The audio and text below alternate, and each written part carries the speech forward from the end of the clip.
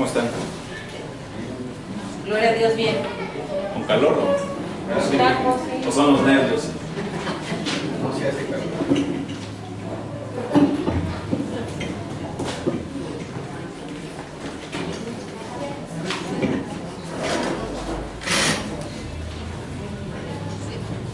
Vamos a abrir nuestras Biblias.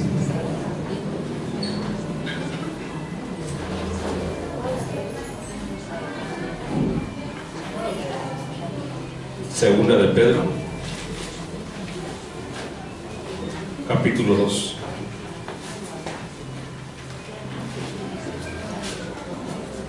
Segunda de Pedro, capítulo 2.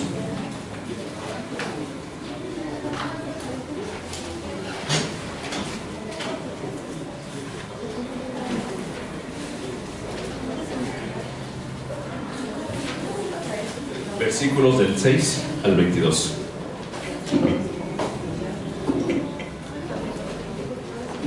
¿Ya lo tienen? Amén. Se pueden poner de pie, lo vayan encontrando por reverencia a la palabra. Segunda de Pedro, capítulo 2. Versículos del 6 al 22.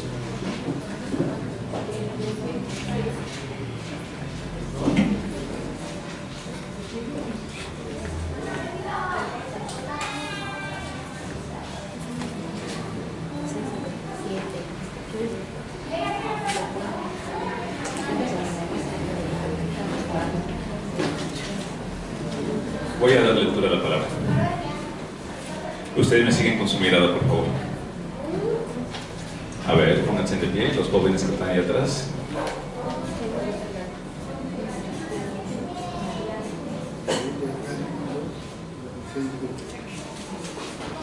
Tiempo después, Dios condenó las ciudades de Sodoma y Gomorra y las redujo a montones de cenizas. Las puso como ejemplo de lo que le sucederá a la gente que vive sin Dios. Sin embargo, Dios también rescató a Lot y lo sacó de Sodoma, porque Lot era un hombre recto que estaba harto de la vergonzosa inmoralidad de la gente perversa que lo rodeaba. Así es, Lot era un hombre recto atormentado en su alma por la perversión que veía y oía a diario. Como ven, el Señor sabe rescatar de las pruebas a todos los que viven en obediencia a Dios, al mismo tiempo que mantiene castigados a los perversos hasta el día del juicio final. Él trata con particular severidad a los que se entregan a sus propios deseos sexuales, pervertidos y desprecian la autoridad. Estas personas son orgullosas y arrogantes, y hasta se atreven a insultar a los seres sobrenaturales sin ni siquiera temblar.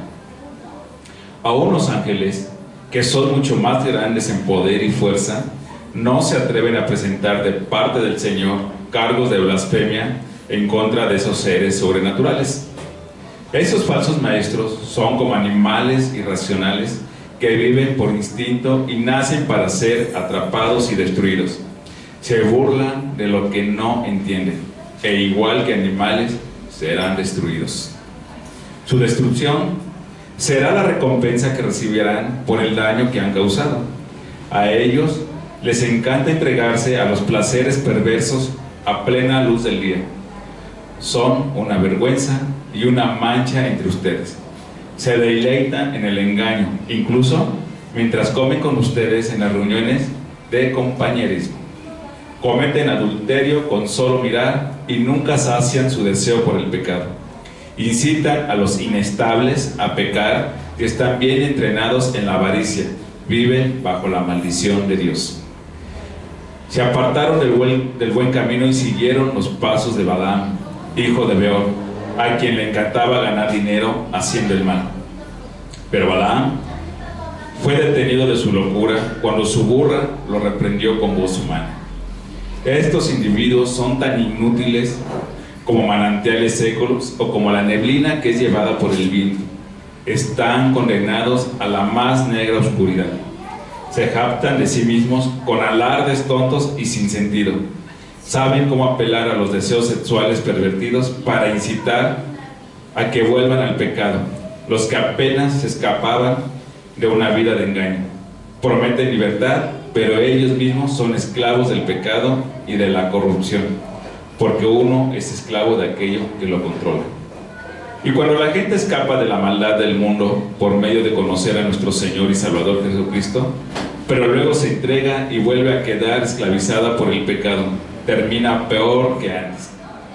Les hubiera sido mejor nunca haber conocido el camino a la justicia, en lugar de conocerlo y luego rechazar el mandato que se les dio de vivir una vida santa.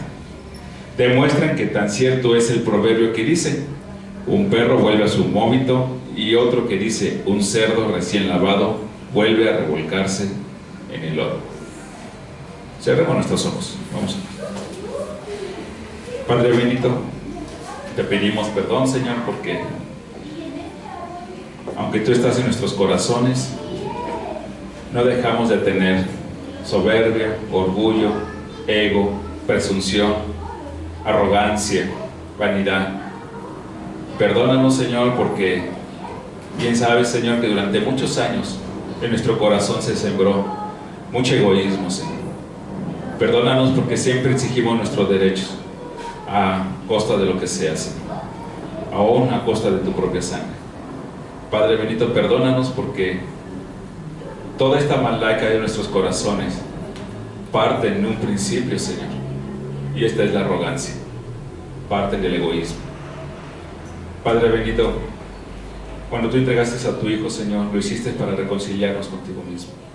Te damos gracias porque, aunque no lo entendemos del todo, Señor, tú has ido purificando y has estado trabajando en nuestros corazones. Ha sido un caminar, Señor, contigo. Ha sido un caminar constante para que nuestros corazones vuelvan a su condición original, como cuando éramos niños, cuando teníamos inocencia. Gracias, Padre bendito, porque tú nos das una vez la oportunidad, una y otra, Señor, para no ser destruidos. Una y otra vez, Señor, porque venimos de un mundo que está condenado, de un mundo, Señor, donde se apartó de ti, un mundo que vive sin ti, un mundo en que no te toma en cuenta, un mundo que cada vez se pervierte más a causa de la arrogancia, a causa de exigir nuestros propios derechos, y si no, simple y sencillamente por complacer nuestra perversidad. Hacemos leyes para complacer nuestra perversidad, como el aborto, como la homosexualidad. Hacemos tantas cosas, Señor, hay tantas leyes, es por mencionar algunas. Pero, Señor, ilumina nuestro corazón, nuestro espíritu, nuestra mente, para que seamos transformados por medio del entendimiento, por medio, Señor, de tu sangre. Te damos gracias, Señor, y que seas tú el que hables durante esta conferencia, en el poderoso nombre de Cristo Jesús. Amén. Podemos tomar nuestro lugar.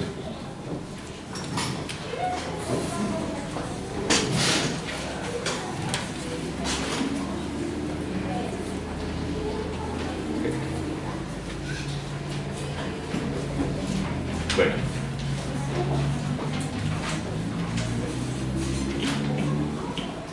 quiero empezar nada más con unas ilustraciones. Yo traía una ilustración en video, pero algo me está fallando por ahí, luego lo checo. Recuerdan que, entre otras cosas, constantemente hay muchas marchas en el Distrito Federal. Por si fuera poco el tráfico, tantas personas, pues hay que agregarle las marchas, ¿verdad? Luego cuando venimos de Toluca llegamos bien tarde, ya no alcanzamos a llegar al grupo familiar porque hay mucho tráfico, o llueve, o el metro. Bueno, y los que vivimos cerca, pues venimos luego de otro lugar también lejos y no podemos llegar. Pero de todas esas marchas, también los evangélicos pues tienen que marchar, ¿verdad? ¿Por qué nos quedamos atrás? ¿Sí o no? Sí, ¿cómo no? Recuerden que hay matrimonios que se están dando entre hombre y hombre y mujer, al menos en el Distrito Federal. Hay muchos estados, gracias a Dios, que ya no lo aceptan, y que bueno, pues parte de eso son esas marchas. Y los evangélicos se han unido a estas marchas bajo una asociación de un frente familiar, y que tanto evangélicos como católicos y de todas las denominaciones han ido a esas marchas para, pues más que nada, no tanto contra el homosexual, ¿no?, sino contra la unión del matrimonio pues que la Biblia dice que te unirás a tu mujer, pero le dijo no, ¿verdad? No le dijo a otra mujer, únete a tu mujer, ¿verdad? Ni le dijo a otro hombre, únete a tu hombre, ¿no? Y es que es evidente, no vamos a entrar en detalle cuando es muy evidente. Lo que llama la atención es que también pues los homosexuales también hicieron sus marchas porque ellos también quieren sus derechos. Y lo curioso es que entre los abortos, los homosexuales, la marihuana, ¿verdad? También, algunas drogas, pues todo se va a empezar a legalizar. Y el asunto está en que todo lo que es pervertido ya se está legalizando y se va a hacer permitido. Es más, ¿qué pasaría si ustedes le dicen a alguien, oye, pues no seas homosexual, fíjate que Dios, ¿qué creen que les va a pasar? Intolerante. Bueno, lo primero que Nos puede tocar hasta en la cárcel, ¿eh? El hombre va a hacer justicia y nos puede llevar hasta la cárcel porque no estamos respetando sus derechos. Digo, y estamos hablando bien, ¿no? Mira, Dios te ama, Dios te quiere, arrepiéntete de tu mal camino. Pero pues es que dicen es que ya está permitido, ya está, lo legalizaron y de ahí nos agarramos. Y hubo marchas de muchos evangélicos y hubo una gran comunidad cristiana que fueron a pues hablar, ¿no? De que, pues, que no adoptaran, que no se permitiera estos matrimonios, porque luego vienen más cosas, ¿no? Y una cosa te lleva a la otra. Y una cosa te lleva a la otra. Bueno, ya se casan matrimonios homosexuales, pero luego ya puedes adoptar hijos, y luego ya tienes derecho a una herencia, y bla, bla, bla, ¿no? Pero ¿por qué los evangelistas y por qué nosotros, las iglesias cristianas, no hacemos una marcha por todas las parejas cristianas que se están uniendo y no se casan? Los homosexuales sí se quieren casar y los cristianos no se casan. Y finalmente el matrimonio es un derecho reservado exclusivamente de Dios, no de las leyes civiles. Les comento esto porque ¿cuál fue el pecado de Sodoma y Gomorra? la inmoralidad sexual. ¿Cuál fue? Inmoralidad sexual fue uno de ellos. Haberle perdido el temor a Dios. También. Perderle el respeto que merece, haciendo toda clase de no le Ok. Lo que llevó a esta inmoralidad sexual, a este respeto, a pérdida de respeto, es la arrogancia. El que seamos egoístas nos llevó a esta perversidad. La condición de la homosexualidad en los matrimonios es resultado de un principio satánico.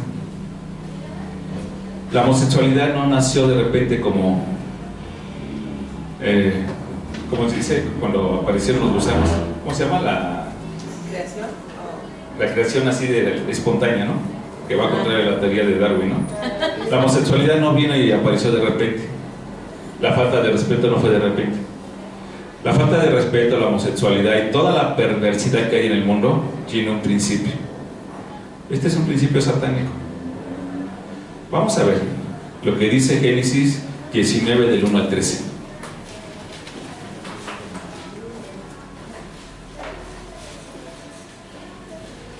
Al anochecer, los dos ángeles llegaron a la entrada de la ciudad de Sodoma. Lot estaba allí sentado y cuando los vio, se puso de pie para recibirlos. Entonces les dio la bienvenida y se inclinó rostro en tierra. Señores míos, dijo él, vengan a mi casa para lavarse los pies y sean mis huéspedes esta noche. Entonces mañana podrán levantarse temprano y seguir su camino. Oh no, respondieron ellos, pasaremos la noche aquí en la plaza de la ciudad. Pero Lot los insistió y finalmente ellos fueron con él a su casa. Lot preparó un banquete para ellos, con pan sin levadura recién horneado, y ellos comieron. Pero antes de que se fueran a dormir, todos los hombres de Sodoma, tanto jóvenes como mayores, Llegaron de todas partes de la ciudad y rodearon la casa y le gritaron a Lot: ¿dónde están los hombres que llegaron para pasar la noche contigo? Haz que salgan para que podamos tener sexo con ellos. Entonces Lot salió de la casa para hablar con ellos y cerró la puerta detrás de sí. Por favor, hermanos míos, suplicó, no hagan una cosa tan perversa. Miren, tengo 2 hijas vírgenes. Déjenme traerlas y podrán hacer con ellas lo que quieran. Pero les ruego que dejen en paz a estos hombres, porque son mis huéspedes y están bajo mi protección. Hasta un lado, gritaron ellos. Este tipo llegó a la ciudad como forastero y ahora actúa como si fuera nuestro juez. Te trataremos mucho peor que a esos hombres. Y se lanzaron contra Lot para tirar la puerta abajo. Pero los 2 ángeles extendieron la mano, metieron a Lot dentro de la casa y pusieron el cerrojo a la puerta. Luego dejaron ciegos a todos los hombres que estaban en la puerta de la casa, tanto jóvenes como mayores, los cuales abandonaron su intento de entrar. Mientras tanto, los ángeles le preguntaron a Lot: ¿tienes otros familiares en esta ciudad? Sácalos de aquí, a tus yernos, hijos, hijas o cualquier otro, porque estamos a punto de destruir este lugar por completo. El clamor contra esta ciudad es tan grande que llega hasta el Señor y Él nos ha enviado para destruirla. ¿Ven lo que pasó? Ellos no tomaron en cuenta la justicia de Dios. Estaba la presencia divina de Dios a través de 2 ángeles y no lo tomaron en cuenta. Ellos iban a hacer su propia justicia. La forma de hacer justicia, lo que ahora se le llama linchamiento, era violar, era la violación. No era el acto homosexual lo que se está viendo, sino ellos iban a tomar justicia violando a estos hombres. Era como linchar. No era tanto la cuestión de la inmoralidad sexual como consecuencia de, sino de que no tomaban en cuenta la justicia de Dios para hacer su propia justicia. Eso es la soberbia. No tomas en cuenta a Dios, vives sin Dios. Entonces pones una ley de aborto, pones una ley donde legalizas marihuana, pones una ley de matrimonios homosexuales o los cristianos no se casan, y una y la otra cosa, pues es como consecuencia de soberbia, ego, no tomar en cuenta a Dios, es vivir sin Dios. Vamos a ver este principio de dónde viene. Veamos, la cita es Génesis 14. Ya no puse la cita, pero perdón, es Ezequiel, perdón, Isaías 14, del 12 al 15. Isaías 14. No le puse aquí la cita, perdón. Creo que me estaba enojando.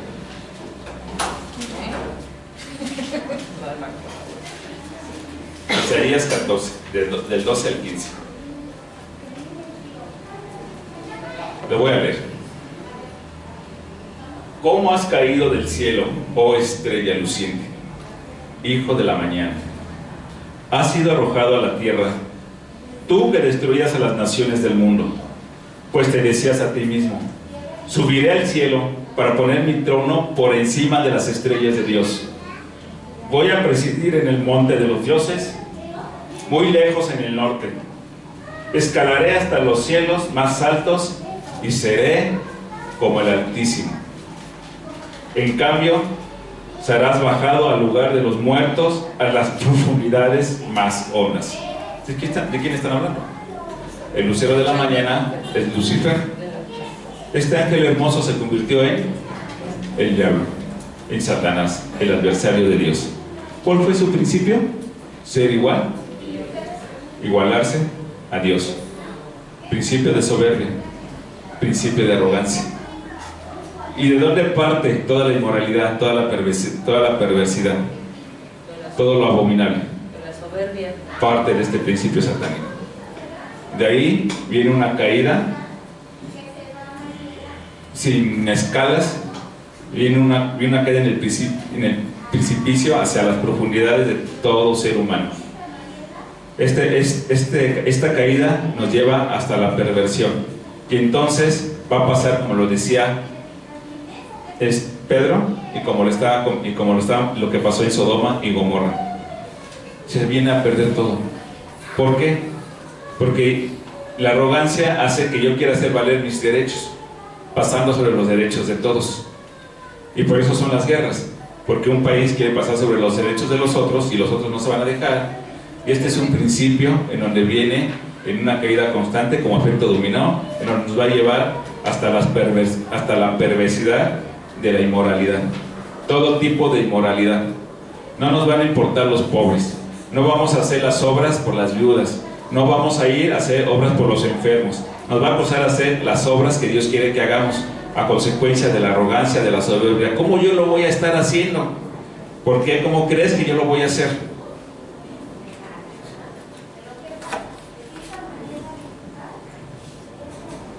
¿Y qué pasa? Todo tiene que ver en el mundo con este principio. Y entonces vienen cosas como que cuando ustedes caminan por la calle, ven a dos jóvenes muy pequeños tomados de la mano, o ya besándose. Y cuando van en el metro, ¿no ven del mismo género besándose?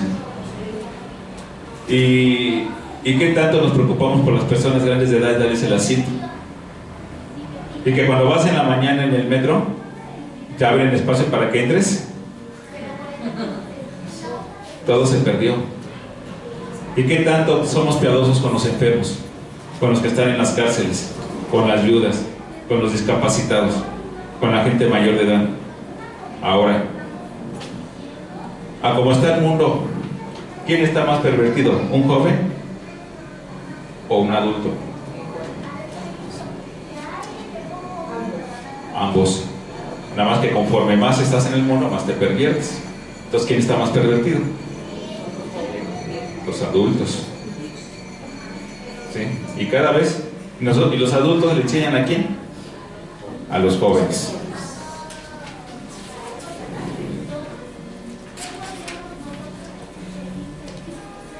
Entonces vamos a hablar de algunos aspectos de la soberbia. Ya vimos el principio, pero vamos a ver las consecuencias de la soberbia. ¿Les parece bien? De lo que acabamos de leer, según de Pedro 2, del 6 al 7, ¿qué dice? Tiempo después, Dios condenó las ciudades de Sodoma y Gomorra y las redujo a montones de cenizas. Las puso como ejemplo de lo que le sucederá a la gente que vive sin Dios. Sin embargo, Dios también rescató a Lot y lo sacó de Sodoma, porque Lot era un hombre recto que estaba harto de la vergonzosa inmoralidad de la gente perversa que lo rodeaba. Consecuencia de la soberbia, lo primero es una vida sin Dios. Y si llevas una vida sin Dios, no tomas en cuenta a Dios, entonces viene la perversidad en todos los sentidos.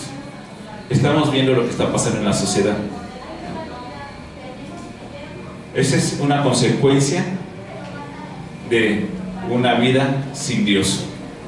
Una vida sin Dios también implica amargura, ¿verdad? Ya hemos dicho. Implica depresión. Implica que todo te sale mal. Implica un fracaso, una frustración. Y todo eso te lleva a un enojo, a una envidia, a un celo. Todo lo que tiene que ver con Satanás. Todo lo que tiene que ver con el principio de la soberbia. Una vida sin Dios te lleva cada vez más hacia las tinieblas. Y en las tinieblas no hay justicia. En las tinieblas lo que hacemos es murmurar en contra de las demás personas. En las tinieblas lo que hacemos es servirnos a nosotros mismos de los demás. En las tinieblas no hay compasión. En las tinieblas hay puro odio. En las tinieblas existen todos los deseos, todos los malos deseos que salen de un corazón pervertido. Vamos a ver Génesis 19, del 7 al 9. Lo vamos a leer. También es una consecuencia de la soberbia.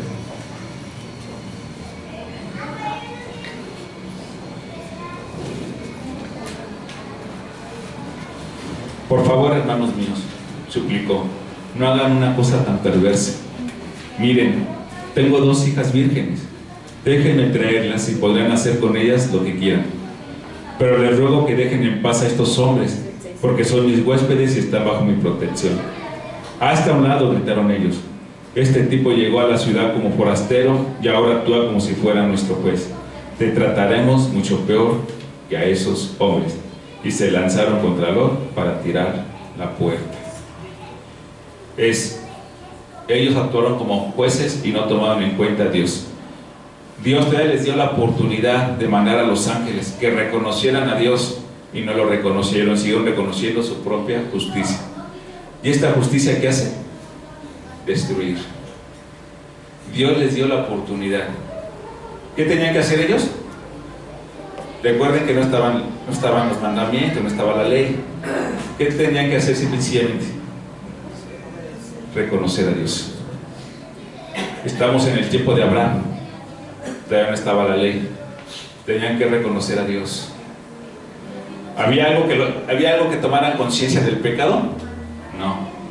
Simplemente era reconocer a Dios para que no tomaran su propia justicia y ya no fuera tan pervertida esa ciudad, ni Sodoma ni Gomorra. ¿Sí se dan cuenta? Pero qué tan lejos tenían la vista ellos de Dios.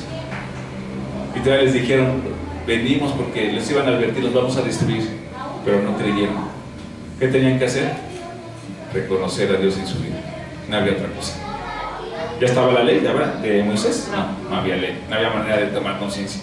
Pero Dios ya había puesto algo en sus corazones para que se arrepintieran y nada más reconocieran a Dios, cosa que no pasó. ¿Por qué? Porque tenían una vida sin Dios. Y vamos a ver lo que dice Ezequiel 16, del 49 al 50. Dice, los pecados de Sodoma, ¿qué dice? No está hablando que era la inmoralidad sexual. Dice, los pecados de Sodoma eran el orgullo, o sea, la arrogancia, la glotonería y la pereza. Perdón, Ezequiel 16, del 49 al 50.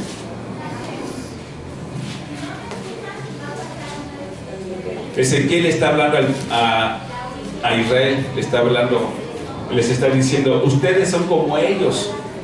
Los pecados de Israel también eran la arrogancia, la glotonería y la pereza. Como consecuencia de la arrogancia tenían esos pecados, mientras que afuera sufrían los pobres y los necesitados.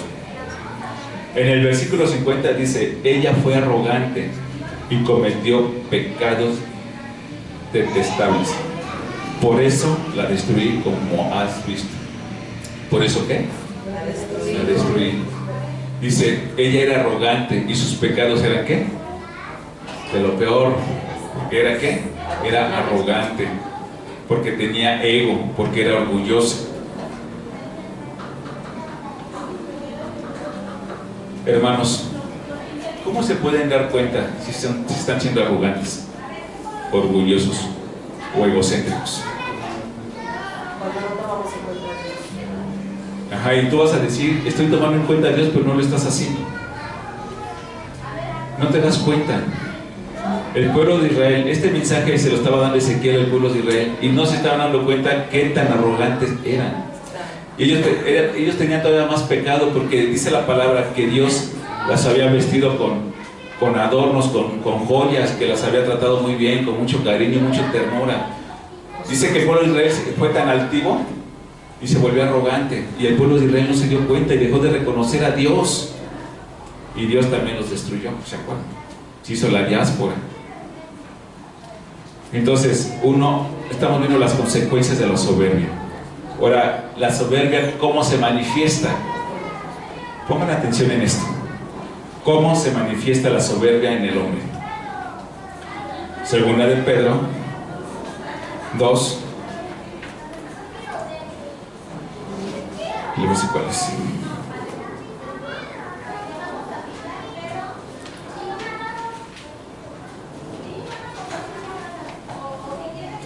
Dice, segunda de Pedro 2, del 17 al 19. Estos individuos son tan inútiles como manantiales secos o como la neblina que es llevada por el viento. Están condenados a la más negra oscuridad. Se jactan de sí mismos con alardes tontos y sin sentido. Saben cómo apelar a los deseos sexuales pervertidos para incitar a que vuelvan al pecado los que apenas escapaban de una vida de engaño. Prometen libertad, pero ellos mismos son esclavos del pecado y de la corrupción, porque uno es esclavo de aquello que lo controla. No se dan cuenta y sin embargo incitan a los demás públicamente. Se hace un descaro del pecado, incitan a los demás a cometer pecado. Pablo le está hablando a la iglesia de lo que está pasando. Vamos a ver lo que dice Isaías 3:9. Isaías 3:9 le está hablando al pueblo de Dios. Dice: el aspecto mismo de su rostro los delata. Exhiben su pecado como la gente de Sodoma y ni siquiera tratan de esconderlo. Están condenados. Han traído destrucción sobre ellos mismos. ¿Se dan cuenta? Exhiben su pecado como la gente de Sodoma y ni siquiera tratan de esconderlo. Hermanos, esto es muy grave. Estamos en el punto en el que estamos en el descaro del pecado. Como les dije al principio, hay marchas contra las bodas homosexuales, pero ¿qué pasa de las uniones de cristianos? Y luego dicen, pues mi hija o mi hijo se unió y tiene su pareja. ¿Eso no es un descaro? Y no se dan, no nos damos cuenta. No me toques a mi hijo. El hijo está haciendo un descarriate en la escuela, en tu casa, y no le decimos, uy, pobre, si se levanta un hermano y le dice algo al hijo del hermano, ¿qué va a pasar? Y eso también es un descaro. No educamos a nuestros hijos porque dice la nueva ola que los niños también tienen derechos y que pueden pisotear a los papás. ¿No dice eso la ley? Pobre si tocas a un niño. ¿No? ¿Dice eso la ley? Y ahora los papás, ¿qué creen? Los cristianos se la creen. Y eso también es un descaro. Y luego vemos que en una iglesia se están haciendo manifestaciones del Espíritu Santo cuando no es el Espíritu Santo. Y no hay quien reprenda eso, sino dejan que las cosas sigan. Y eso también es un descaro. Y es por citar algunas cosas, hermanos. Estamos en el tiempo de Isaías 3:9. Hacemos las cosas, dice, lo voy a volverle. ¿Cómo dice aquí? El aspecto mismo de su rostro los delata. Si ando triste, si ando con envidia, si ando con celos, si ando mirando para andar desvistiendo o no desvistiendo. ¿Cómo visten algunas mujeres cristianas? ¿No? Y luego la culpa es de los hombres nada más. Y entonces luego los hombres voltean y no sabemos que también ese es un descaro. ¿Eso es ser religioso? No, ¿verdad? Es poner en evidencia el pecado. Dice, el aspecto mismo de su rostro los delata. Exhiben su pecado como la gente de Sodoma. Gritaba, ¿cómo gritaban los varones? ¡Venga! ¡Vamos a violar a estos ángeles de Dios! Y no les daba vergüenza. Luego ponemos la telenovela y ¿qué estamos viendo? ¿No es un descaro lo que hay? Debería de darnos vergüenza, ¿no? Poner la tele para ver si estas cosas, estando mis hijos, estando todo el mundo, y no pongo ningún remedio. Y luego vemos chistes de mal gusto, que hasta nos reímos. ¿Y eso no es un descaro? La consecuencia de la soberbia. Ya así lo grave, lo último. Ya lo que Dios ya así que dice, es que ya ni cuidas de tu descaro. El aspecto mismo de su rostro los delata. Exhiben su pecado como la gente de Sodoma y ni siquiera tratan de esconderlo. ¿Consecuencia de qué? De la arrogancia, que nos lleva a la perversidad. Luego los cristianos nos quejamos porque hay bodas homosexuales. ¿Y qué creen cómo está Satanás? Está feliz riéndose de la iglesia, de los evangélicos. Porque los evangélicos no se preocupan por su propia casa y se están preocupando por las otras casas. ¿Por qué? Porque este es un descaro. Y podríamos seguir hablando de muchas más cosas, ¿verdad? Cada quien, como iglesia, debemos de cuidar. ¿Por qué? Porque somos testimonio ante las naciones. Dios sabe sus pecados, ¿verdad? Una cosa es que Dios sepa nuestros pecados, y otra cosa es que los delantemos y no nos dé vergüenza, ni pudor, ni nada de eso. No seamos religiosos, ¿verdad? Sino una conciencia que nos lleve a decir, hagamos conciencia de los pecados que se manifiestan en nuestra iglesia primero, de los que estamos dando así que damos por entender, qué tan hospitalarios somos, qué tanto nos levantamos para dar el lugar a nuestro hermano o hermana. Tengamos cuidado. Yo mismo me acuso, yo de repente digo palabras, cuando me enojo digo palabras que no deben de ser. Viene el espíritu y me arrepiento porque sí lo he hecho y lo hago con un descaro, pero créanme que esto es para llorar. ¿Para qué pasará con otro tipo de pecado que lo hacemos así descaradamente? La soberbia manifestada en el hombre. Cuando das testimonio de tu pecado, ¿qué es lo que más quiere el diablo? No es tanto que escondas tu pecado, sino que seas un descarado, porque vas a dar testimonio de ese pecado y ya no te da vergüenza. Número 3. A ver, les voy a preguntar, ¿cuál sería la solución para acabar con la arrogancia? ¿Cómo creen que estará Dios? Hablo de la iglesia cristiana, no hablo del mundo. ¿Cómo estará Dios?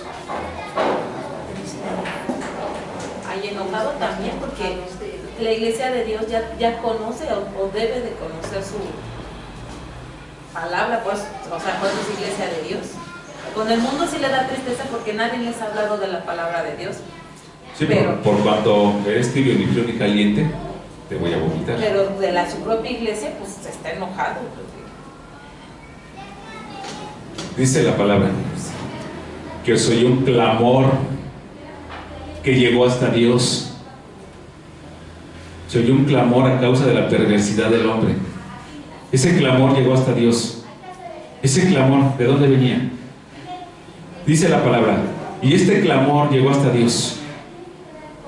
Y Dios pues siguió como si nada, ¿no? Se enojó, pero muy enojado. ¿Ese clamor de dónde venía? Del mismo pueblo. El clamor venía de la creación de Dios. Los animales, las cosas, los ángeles, todo el mundo clamando a Dios por la perversidad que había en Sodoma y Gomorra, por la perversidad que había en Jerusalén, por la perversidad que hay en las iglesias cristianas. El clamor es porque nosotros ya conocemos. ¿Cuál es la solución para la arrogancia?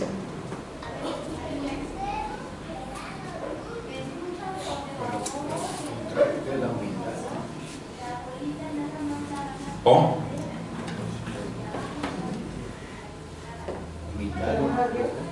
¿Mande? Antes de eso, ¿cuál sería la solución? Arrepentimiento. ¿A qué? Ahí les va. Antes de eso. No se vayan a enojar conmigo. Segunda de Pedro 2, del 12 al 13.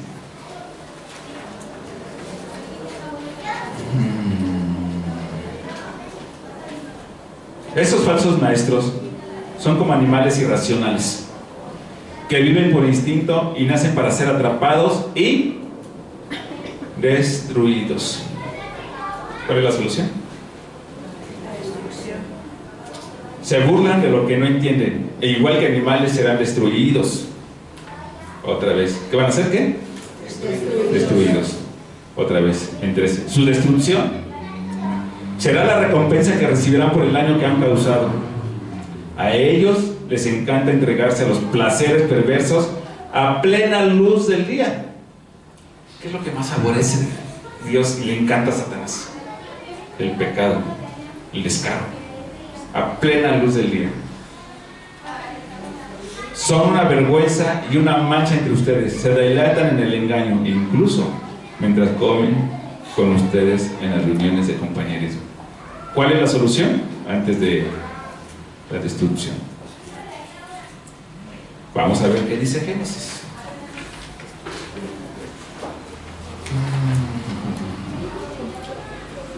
Génesis 12, 13.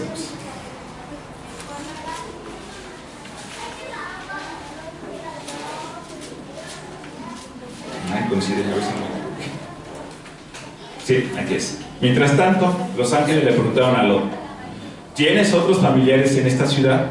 Sácalos de aquí, haz tus yernos, hijos, hijas o cualquier otro, porque estamos a punto de destruir este lugar por completo. ¿Cuál es la solución? La destrucción. El clamor contra esta ciudad es tan grande que ha llegado hasta el Señor, y Él nos ha enviado para destruirla. ¿Quién también clamó para que Sodoma fuera perdonada? ¿Quién clamó? Dice la palabra que clamó Abraham, clamó ante Dios.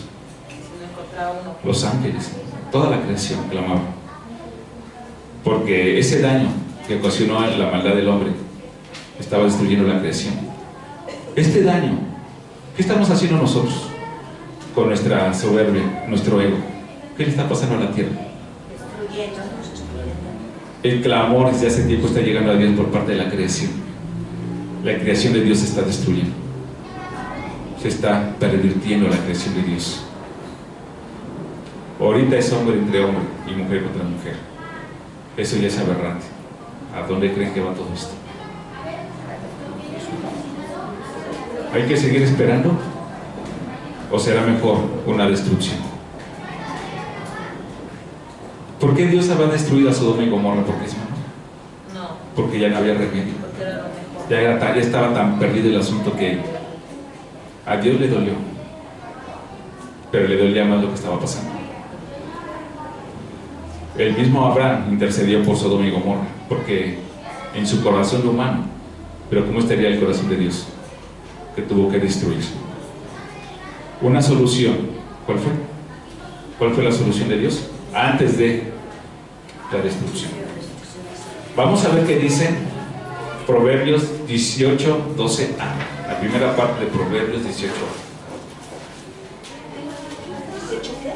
18, 12a. 18, 12a. El que lo encuentre, dígalo en voz alta. Dígalo como con ese clamor de la creación. Si no lo dice con ese clamor, es que estamos siendo ligeros. Lean Proverbios. La arrogancia va delante de la destrucción. Gracias, hermano. La arrogancia va delante de la destrucción. ¿Es 18 qué, perdón? Proverbios 18, 12.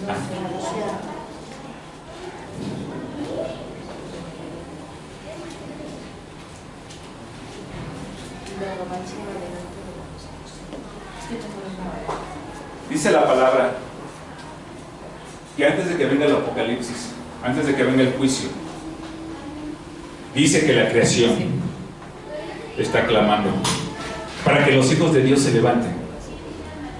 ¿Quiénes son los hijos de Dios? Nosotros, ¿verdad? La iglesia. Ya está la iglesia, están los hijos. Pero dice que la creación espera que se levanten para que el mundo se componga, para que la creación se componga, para que todo vuelva a su original. ¿Sí? La conclusión. Dice Mateo 11, 29. Lo voy a leer en la nueva versión viviente porque en la Reina Valera me queda muy claro. Mateo 11, 29. Pónganse en mi yugo. Déjenme enseñarles, porque yo soy humilde y tierno de corazón, y encontrarán descanso para el alma. Porque mi yugo es ligero. Y se dice la palabra, porque yo soy humilde y manso de corazón. ¿Qué dice el hermano Juan? Que tenemos que ser, ¿qué? Humilde. ¿Humilde para quién? ¿Para Satanás? No, para Dios. humilde nada más para Dios, no con el mundo. Hermanos, no con el mundo. En el mundo que gobierna. ¿Y cuál es el principio del mundo? Es el de Satanás, y es el principio de la arrogancia y la soberbia. Y por eso el mundo está en esa condición. Pero que la iglesia cristiana nunca tome como referencia al mundo para decir si estamos bien o estamos mal. Para eso tenemos a nuestro maestro, que es Jesús. Y Jesús dice: aprende de mí, que soy humilde y manso de corazón. Proverbios 18:12. Vamos a leerlo completo. Lo voy a leer en la Biblia de las Américas porque me gustó mucho esa definición. ¿Cuál es? Proverbios 18:12 completo. Antes de la destrucción, el corazón del hombre es altivo, pero a la gloria precede la humildad. ¿Humildes con quién? Con la enseñanza de Jesús. Si yo soy humilde en mi corazón con la enseñanza, con mi maestro, todo entra. Vamos a ver qué dice 2 Corintios 5:17. Dice: esto significa que todo el que pertenece a Cristo se ha convertido en una nueva persona.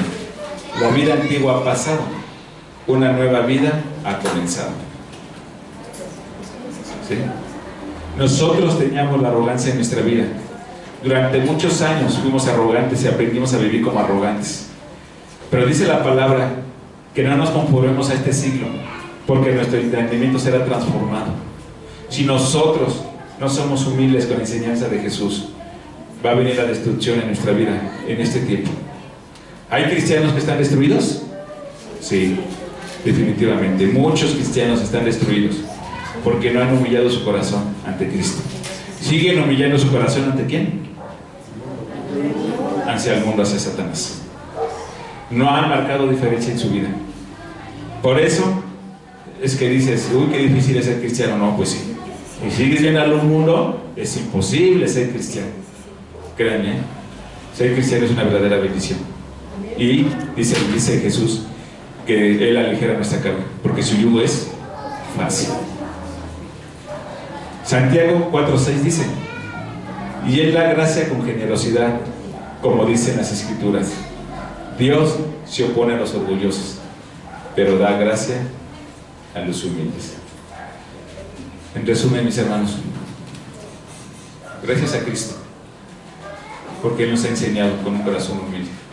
Él dejó su divinidad para ser como nosotros y entregar su vida. Él es la máxima expresión de humildad. Él siendo Dios, Él siendo divino, Él se despojó y se hizo como nosotros. Y nosotros, aun siendo cristianos, somos soberbios. Vistámonos con lino fino. Purifiquemos nuestros corazones. No seamos religiosos. Vivamos una vida libremente. Porque dice Cristo que ligere su carga aquel que tome su yugo. Cierren sus ojos.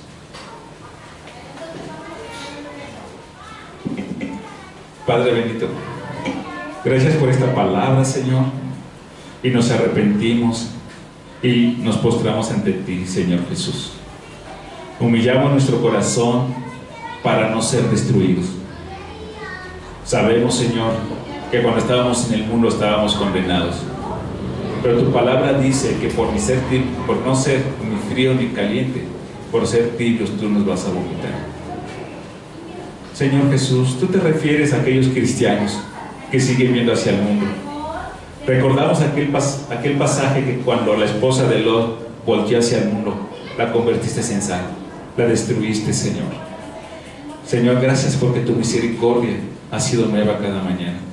Gracias porque tu fidelidad es inagotable. Gracias porque con amor eterno nos has amado.